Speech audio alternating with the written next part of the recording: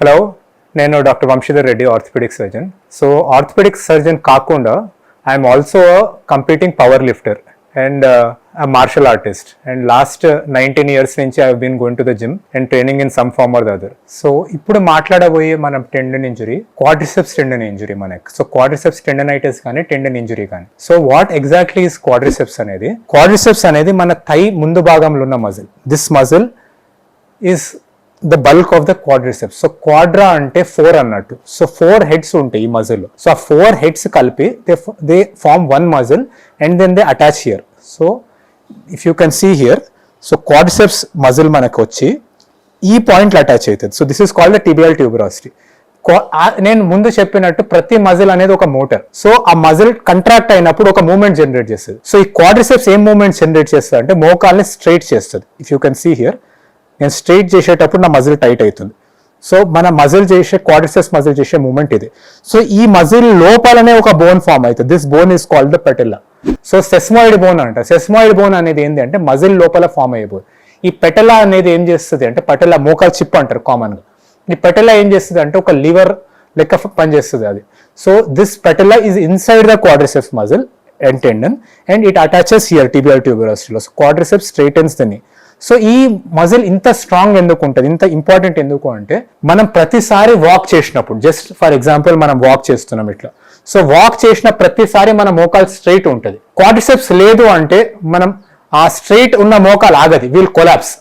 So ఆ మన muscle straight గా పెట్టేది క్వాడ్రిసెప్స్. అది ఈ వాకింగ్ అనే దాంట్లో ఎక్సెసివ్ గా యూజ్ అవ్వదు, అంటే కొంచెం యూజ్ అవుతుంది. బట్ సో ఇంకా ఎక్సెసివ్ గా యూజ్ ఎప్పుడు అవుతుంది అంటే, మన బెండ్ మోకాల్ని స్ట్రైట్ చేస్తుంది. సో వాకింగ్ లో చాలా తక్కువ బెండ్ అయ్యి స్ట్రైట్ అవుతుంది. కానీ కంప్లీట్ బెండ్ అయ్యేది ఎప్పుడు అంటే, సపోజ్ మనం స్క్వాట్ చేస్తున్నాం, కింద కూర్చొని లేస్తున్నాం.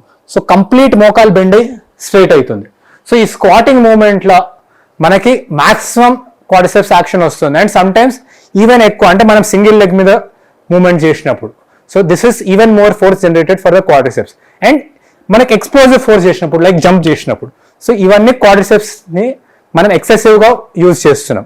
సో క్వాడ్రిసెప్స్ మనకి ఎట్లా టేర్ అవుతుంది, ఎట్లా టెండినైటిస్ వస్తుంది అంటే, ఇది కూడా exactly like we spoke for all other injuries. So ఈ కామన్ గా క్వాడ్రిసెప్స్ టెండినైటిస్ ఎప్పుడు వస్తుంది అంటే, there are 2 groups of people like in all other tendon injuries. One is age related weakening, మనకి టెండన్ అంటే ఏజ్ రిలేటెడ్ డీజనరేటివ్ టెండినైటిస్ ఉంటాయి. అంటే కొంచెం అరిగిపోవడం టెండన్ తోని ఒక ఏజ్ వాళ్ళకి, సపోజ్ సే 45, 50 ఆర్ మోర్, మనకి కామన్ గా ఎక్సెసివ్ గా వర్క్ చేస్తారు. లైక్ సపోజ్ వన్ డే బాగా మెట్లు ఎక్కిర్రు, ఆర్ కింద కూర్చొని లేచారు, ఆర్ ఎక్సెసివ్ గా ఇండియన్ టాయిలెట్ యూజ్ చేశారు, చకల్ ముక్కలు కూర్చున్నారు, నీల్ డౌన్ చేశారు.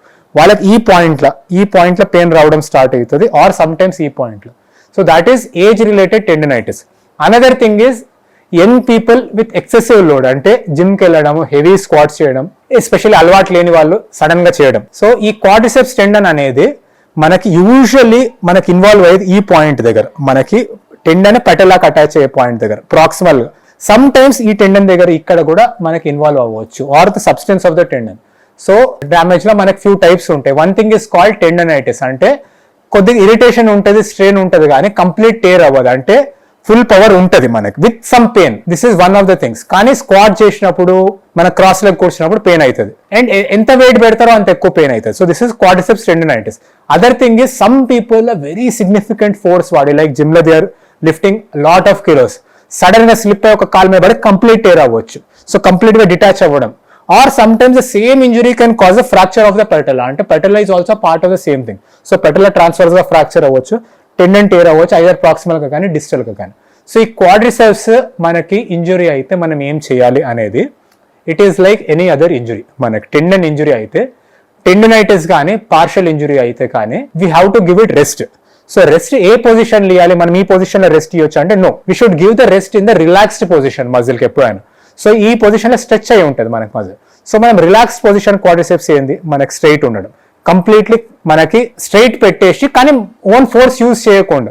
సో మోకాల్ని స్ట్రైట్ పెట్టి ఒక బ్రేస్ వేయడం కానీ, ఆర్ ఎక్సెసివ్ గా వర్క్ చేయకపోవడం కానీ for a few weeks, at least 3 weeks ఉంచాలి మనం. So this is one of the ways to treat tendinitis or a strain. So ఎట్లాంటి ప్రికాషన్స్ తీసుకోవాలంటే, సపోజ్ మీకు క్వాడ్రిసెప్స్ టెండన్ పెయిన్ అవుతుంది అంటే, నెక్స్ట్ ఫ్యూ వీక్స్ దాని మీద ఎక్సెసివ్ గా ఫోర్స్ పెట్టొద్దు.